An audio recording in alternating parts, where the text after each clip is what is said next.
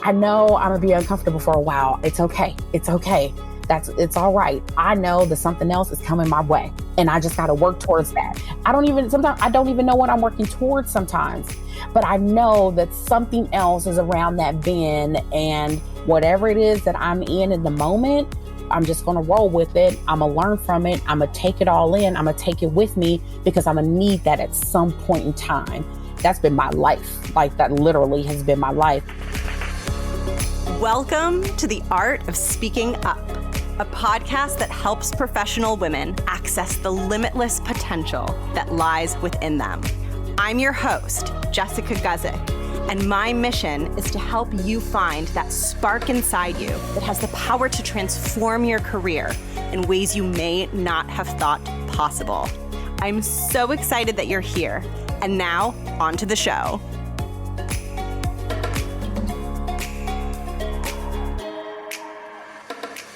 Welcome to the show. Thank you for tuning in. If you tuned in last week, then you know that the regular content for the show has been on a temporary pause with everything that's been happening and with the murder of George Floyd and the protests and the focus on Black Lives Matter that has resulted from that. It didn't feel quite right for me to be putting out the regular content. And so last week I wanted to mute the show and really amplify Black voices. And after reflecting on what I wanted to do this week, I realized that I wanted to continue to amplify Black voices, only this time I wanted to amplify some of the voices of the Black women that have shared some of their experiences on the show.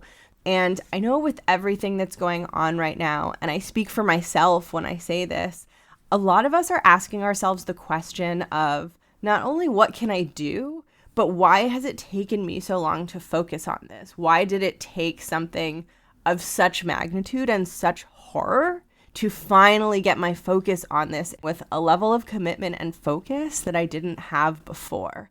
And one of the best ways to become an ally and to learn is to listen and to hear the experiences of Black people, and on this show of Black women.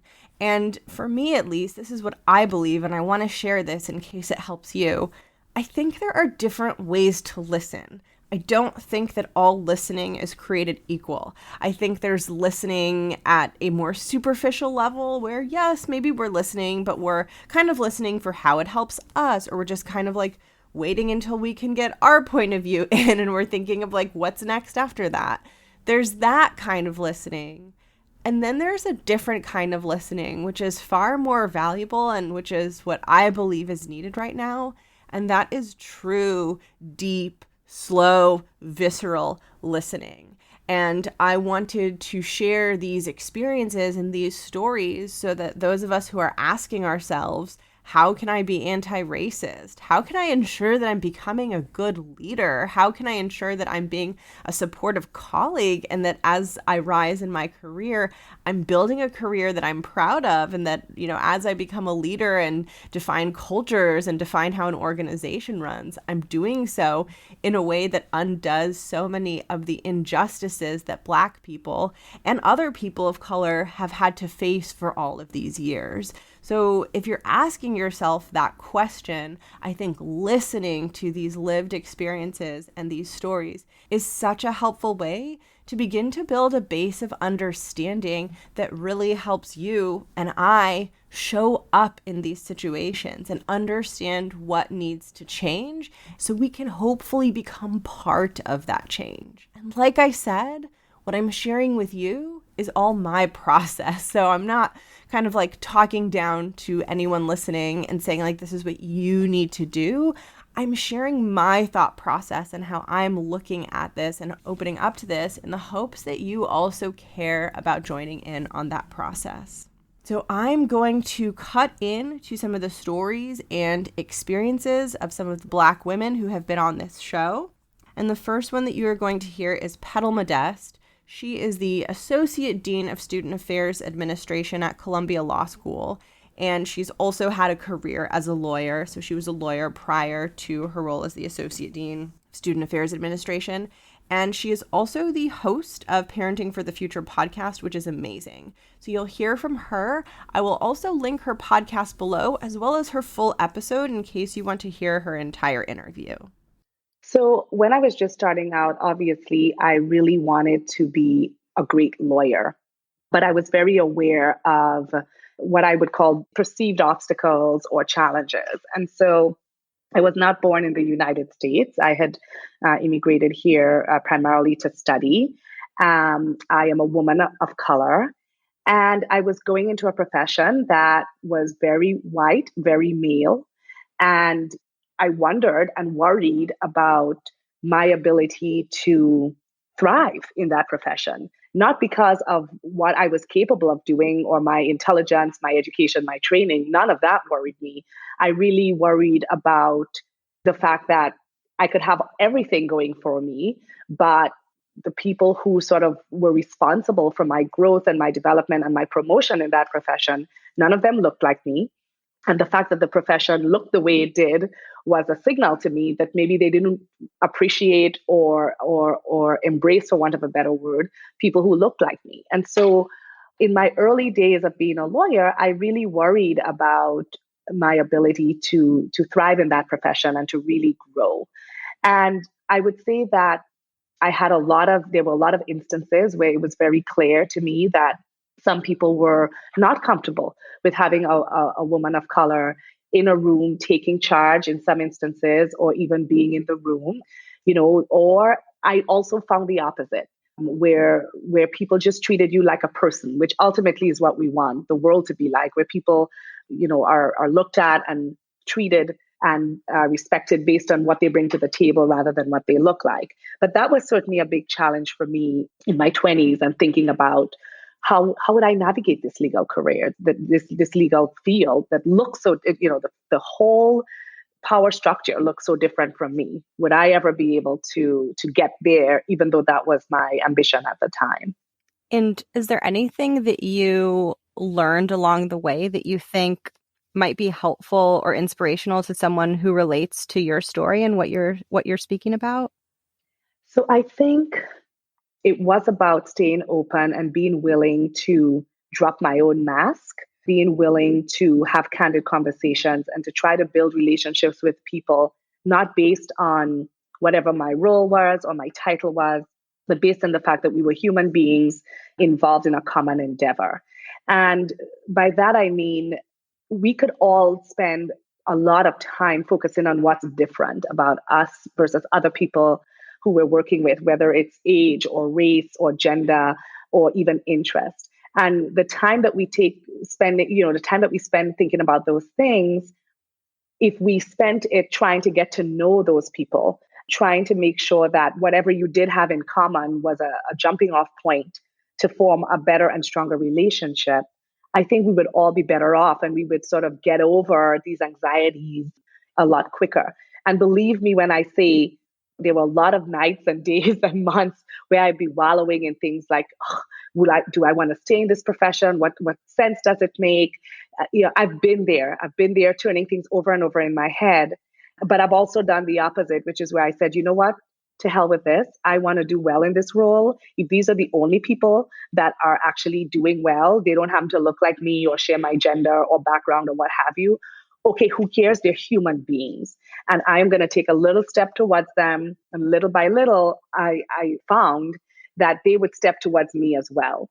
And so some of my very, very closest friends and mentors are all these people who had nothing, really in common with me, except that we're all human. And they're still in my life today. The first firm that I worked at, I met my husband there. All of my best friends are from that firm. It's really incredible. And so I would say for anyone who really identifies with where I was in my 20s, take a chance. Take a chance, drop the mask, take a step towards the very thing that is intimidating or fearful, because you might be surprised that someone takes a step back towards you.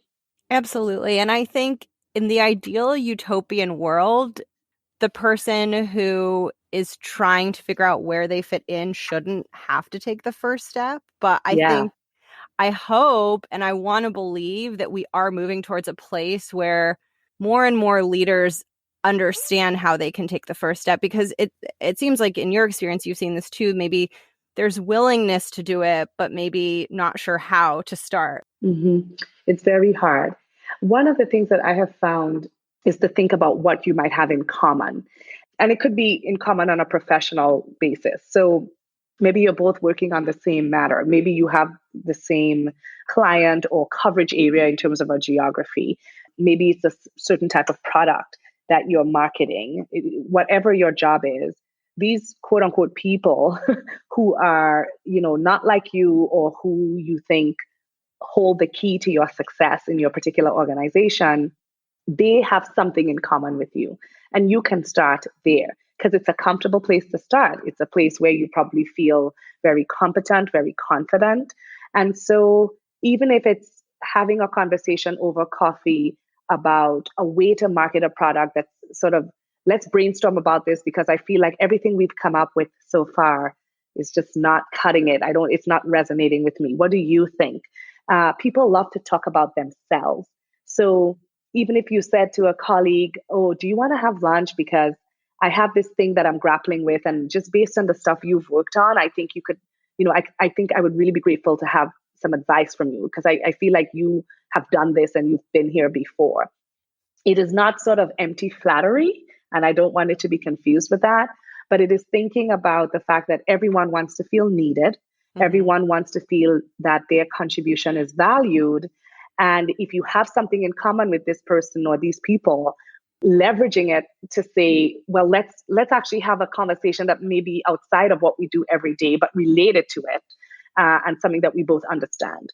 And then I think very naturally, very often, a whole relationship will start to grow that then becomes about both your professional growth and development and commonalities, but can really turn into, this is somebody that I think is an ally. This is somebody I can rely on in my workplace.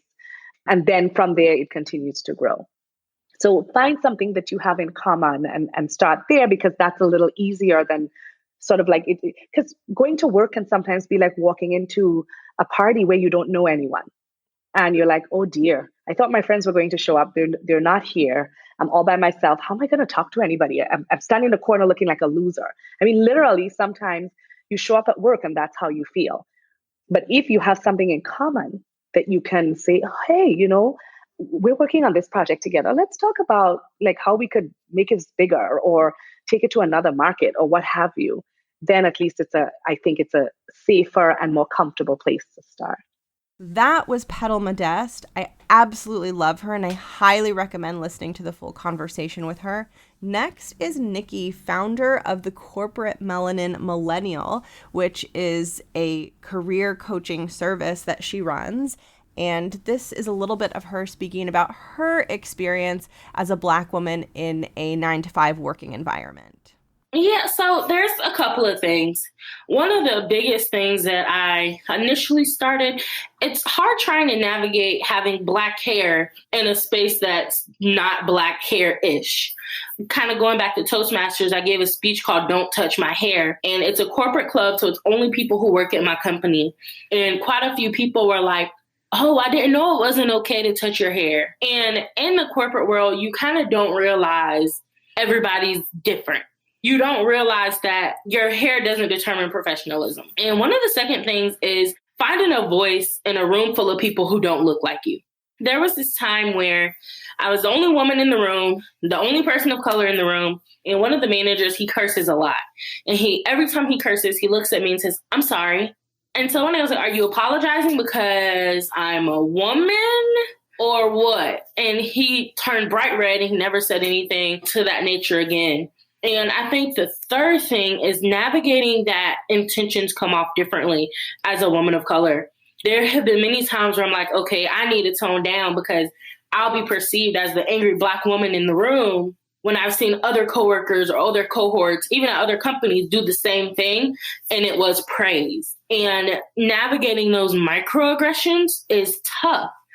Navigating the world of you speak really well is rough. And you have to learn how to kind of explain that was a weird thing for you to say without coming off and making them think that they need to be on the defensive. Have you found successful ways to do it? I mean, it's just, you add on the fact that there's the power dynamic there, right? Because if the person who's doing that is your boss or someone in a position of power, have you been able to craft something in a way that feels like good in your heart, but also feels like the thing that you do want to say?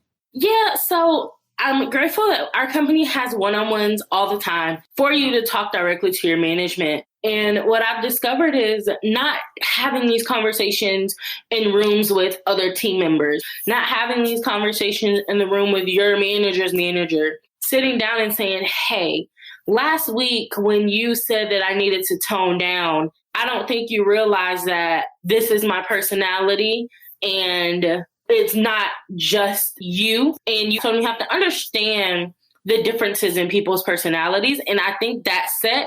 And then later I just sent him an article on what microaggressions were, and he actually understood it. And sometimes I think, especially depending on how your management is, if they are data-focused people, sending the data behind it helps a lot. And so I definitely think those are things that have helped me and can absolutely help other people. I think sending an article makes so much sense. Also, like if an interesting article pops up, it can also just be a general awareness building thing of like, oh, this is an interesting article. I think my team should read this. Yes, I have a manager who does that. She's also a woman of color, and she sends out these articles that just seem interesting. And sometimes they kind of hit on some of those dynamics. Yeah, that's really helpful because it's a way to start building awareness and almost start preempting things and maybe stopping it from happening in the first place, which seems like an easier way, at least if someone feels afraid or intimidated, because it can be scary to speak up in that way. That can, I think, be one way to start out if someone's feeling like, oh my gosh, I can't imagine saying this to someone. That feels really big and scary. Absolutely. And you learn at each time something happens, you continue to build on your knowledge base.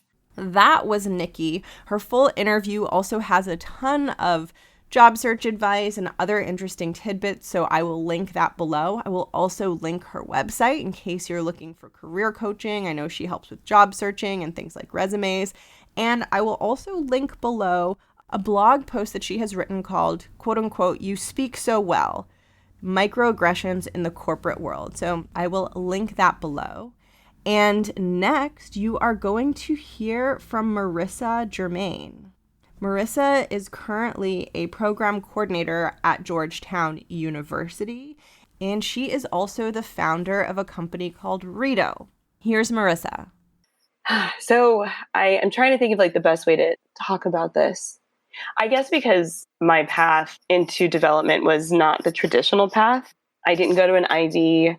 I don't have well-connected family members in the traditional sense, like that is the case for a lot of people in DC. And the foreign affairs industry, these are broad brush statements, and there are always exceptions. Clearly, I am one of them. But there's a good bulk of people who either grew up in the area, or they're the kids of diplomats, or their parents were missionaries, or their parents donated in this way, or their parents were in a better financial position, like they're, upper middle class, if not upper class kids. And I think sometimes it gets to be challenging to see yourself on the same level because your path was a lot more challenging than others.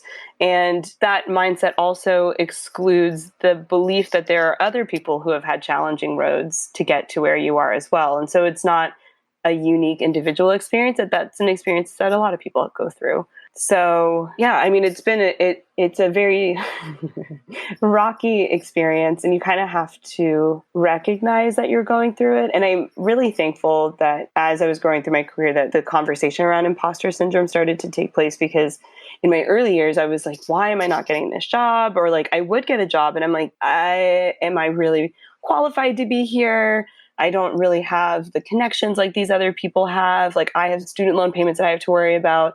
In college and in grad school, I went to two places. I went to Rollins College and University of Pittsburgh. And in both places, they were very much encouraging and like fostering of like, take up the space and lead the things. And I got involved in all sorts of like leadership development programs and like learned how to move and facilitate a room and things like that. And it was when I started to like be working that all of that stuff started to become challenged. And I'm like, well, all right, well, let me try like leading from the back of the room and making myself smaller so I don't threaten the systems that currently exist. Because whenever, especially when you're new and when you're young and you're coming in at the entry level, if you happen to be like me, you want to like just shake things up and make the world better. And like you see all the problems, but you don't have enough of the history about why those problems exist.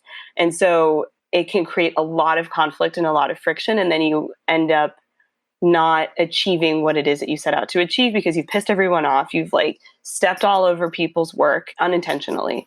And then that starts to feed like the imposter syndrome, right? You're like, well, clearly I don't belong here because I just upset all of these people. And like I say all of these people, it's not like there isn't one particular setting or example where that was the case, where I just like came in and was like, this is how everything needs to be. Let's change everything. And then like the entire organization hated me. That's not what happened. It's like there were small instances where, you know, you're in your career and you're like, oh, well, this doesn't seem to make sense. And then you realize that the person across from you drafted the program or has been running that program for the past 10 years. And you're like, oh no, I made them mad. That was so disrespectful. Yeah. And so in trying to like be respectful of other people and their contributions, yeah, I started to get really insecure about like sharing my voice and wanting to take up space.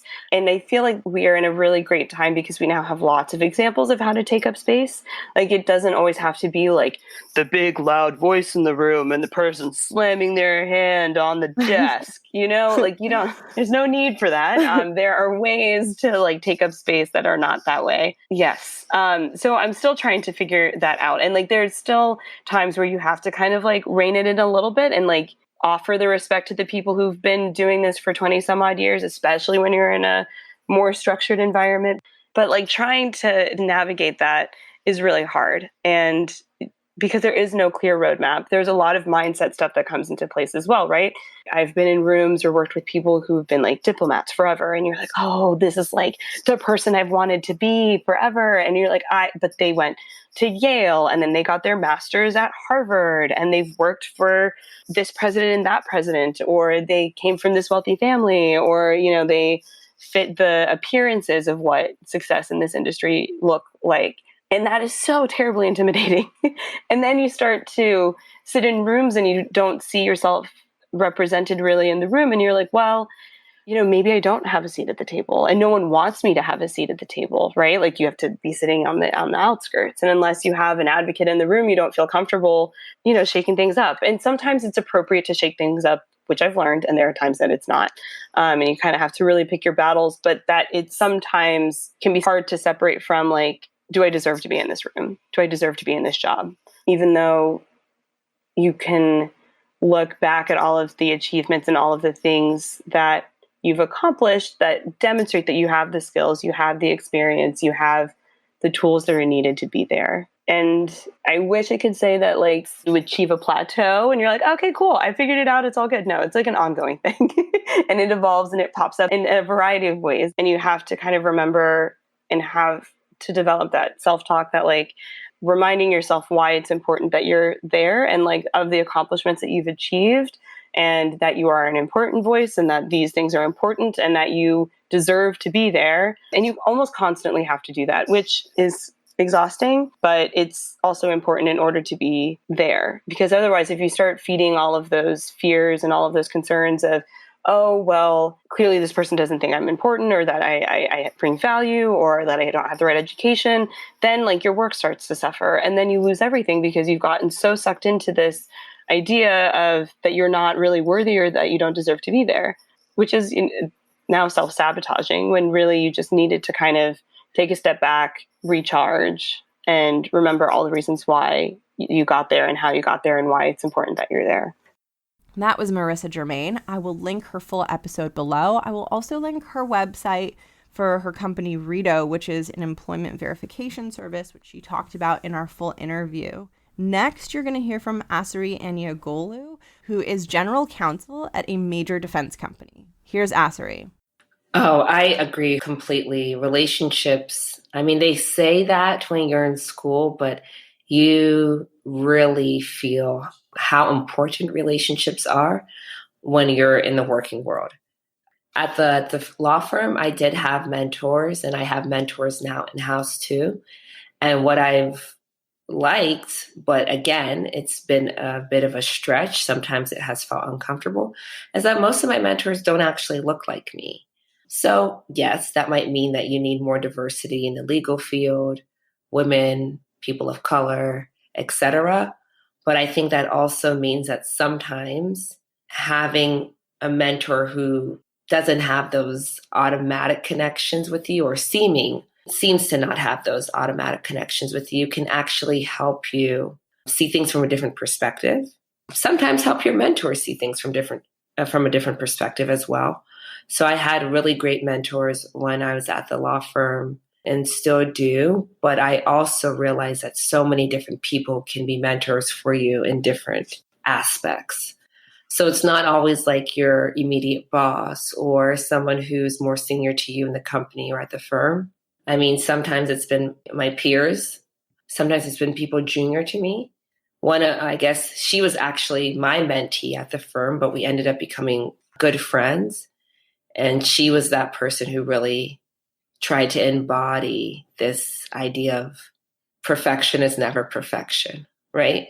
So if that's what you're seeking, you'll always lose because nothing will ever be perfect. And she was junior to me at the firm. So a lot of people might be surprised by that. I've worked with some administrative assistants who just have a very good outlook on life. And I think that's helpful as well. Just being open to the different things you can learn from different people. So it really is about relationships, and you can make them with anybody, and they can help you and you can help them. And it's sort of this like continuous cycle.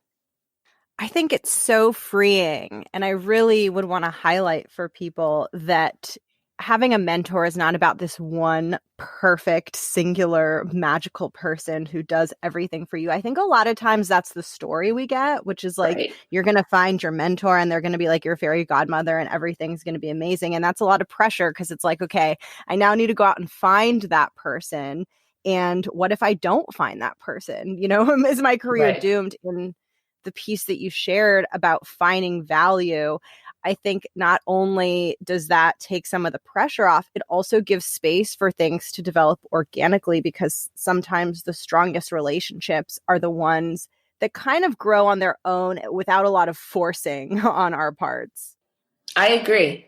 I think I was reading something that they said, wherever you are professionally, you should have a mentor, a sponsor, and you should have sort of like a sounding board. So your sounding board could be somebody who's maybe your peer. Obviously, you commiserate with them.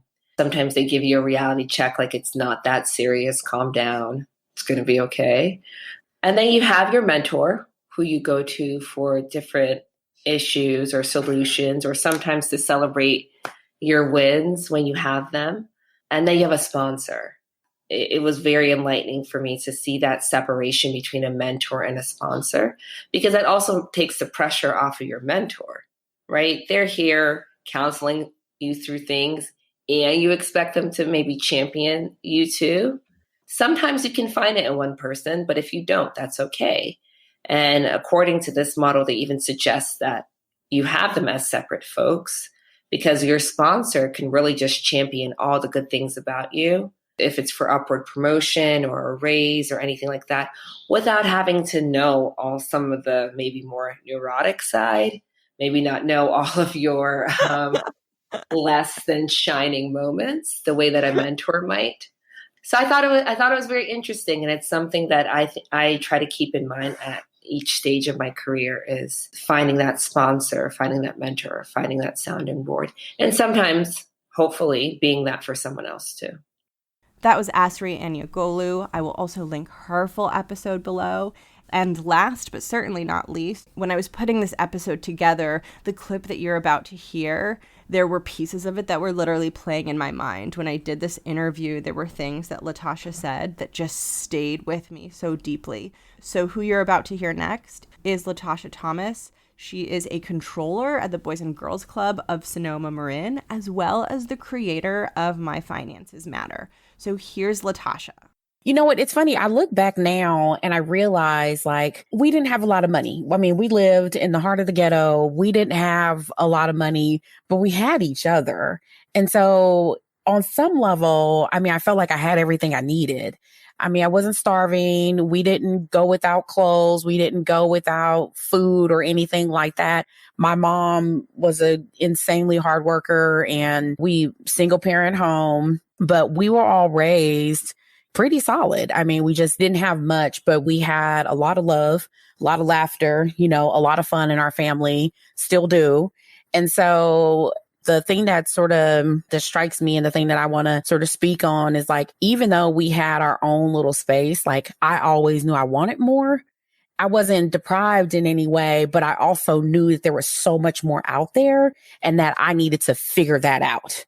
For me, college was that way to figure that out. That was how I was going to get out of those walls and figure out what else was out there because I had no idea. You know, I was in my own little space. We were comfortable, but I knew that there was something else. And so it was interesting. College was a pretty cool experience, though. I went to a predominantly white college. When I started there were 66 African-American people in the entire school of about somewhere between 7,000 and 8,000 people. You know, there wasn't a lot of us. I was the only Black person in most of my classes and most of the events and things that I participated in, but, you know, whatever.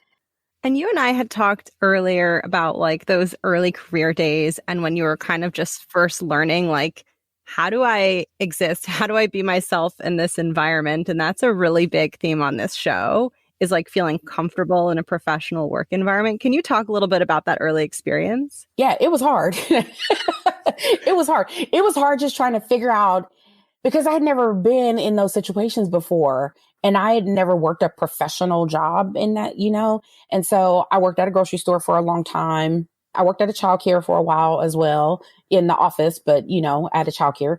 I just never been in a professional environment. And so I had to learn all of those things. I had to learn all of that etiquette and how to exist, but at the same time, still be myself. It took a while. I mean, it was just like, I just had to surround myself with professionals and continue to be in those situations. And it was almost like practicing, you know, the same way you learn anything else, you had to learn to be in those situations and what was okay, what was not okay and different things like that. So I would go attend conferences. I would go to business meetings. I would go to business expos. I would do all of those things and just put myself around professional people in order to learn because I didn't have that level of upbringing. And so we were never around a lot of professional type people. I didn't even know very many people that even had a bachelor's degree when I was growing up, let alone be a professional. And so those were things that I just had to learn. What would you advise if there's anyone out there who's kind of going through that process of like, how do I exist in this environment? And how do I also be myself and not feel weird and uncomfortable? Like, are there any tidbits or things you learned along the way that you think could help? For me, it was just like needing to just get out there. You have to network. You have to network. You have to put yourself in those situations. Even if it's uncomfortable, you know, you still have to do it because at some point you're going to need that skill. With any other skill that you're trying to learn or anything that you're just trying to hone in on, you just have to keep practicing. And so even though I didn't always want to be at business dinners, I didn't always want to be, you know, in those situations, I had to. That was the only way that I was going to make a name for myself also.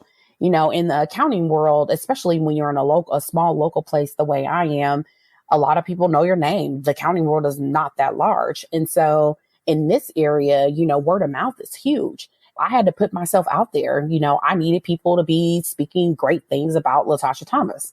And so the only way I could do that was to continue to put myself out there. And if you want it and you want it that bad, you need to go out there. You have to put yourself in situations where people are discussing your name.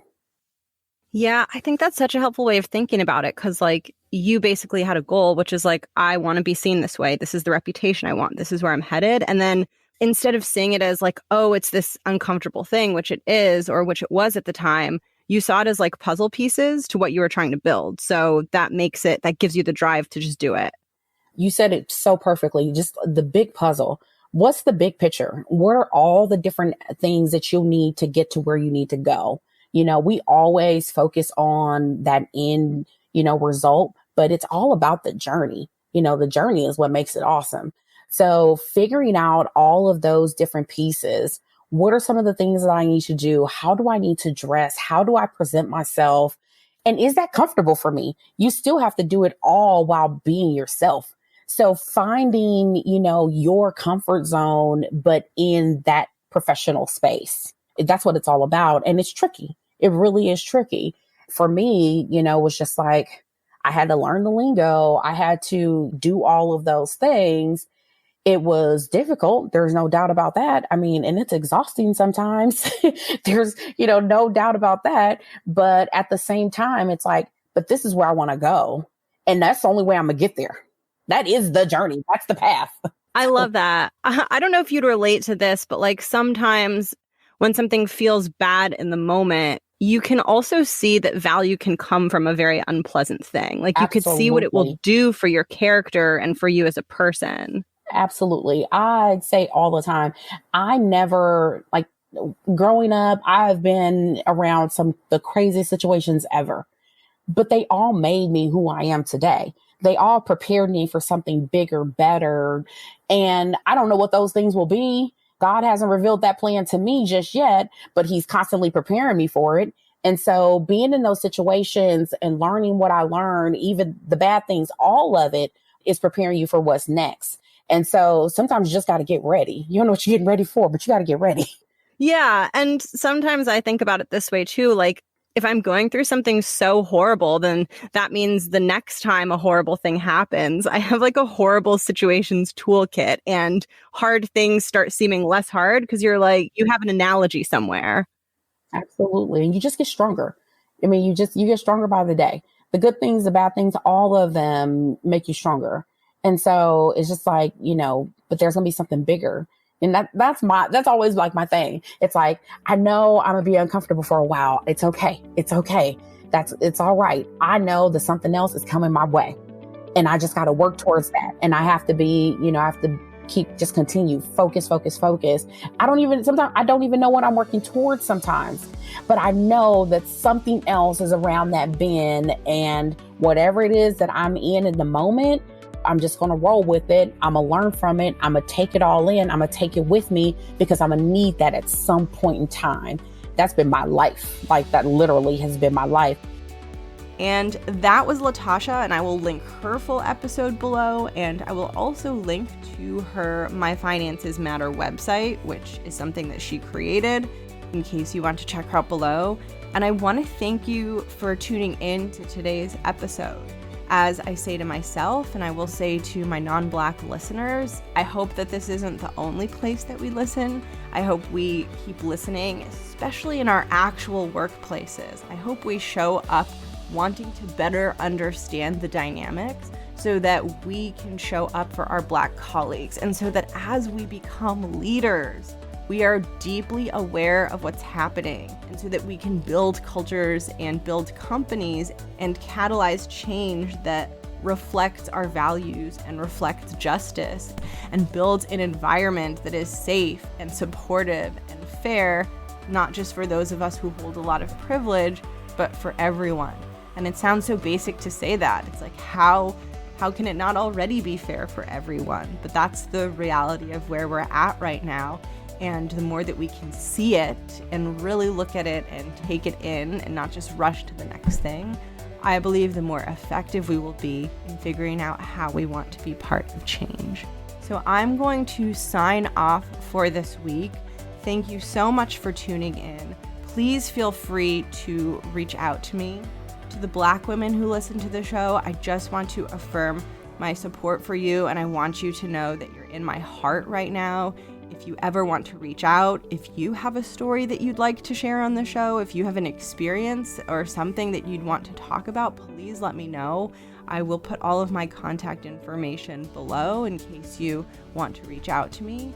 And to everyone listening, I hope you have a wonderful day, and I'll catch you in the next episode. Bye.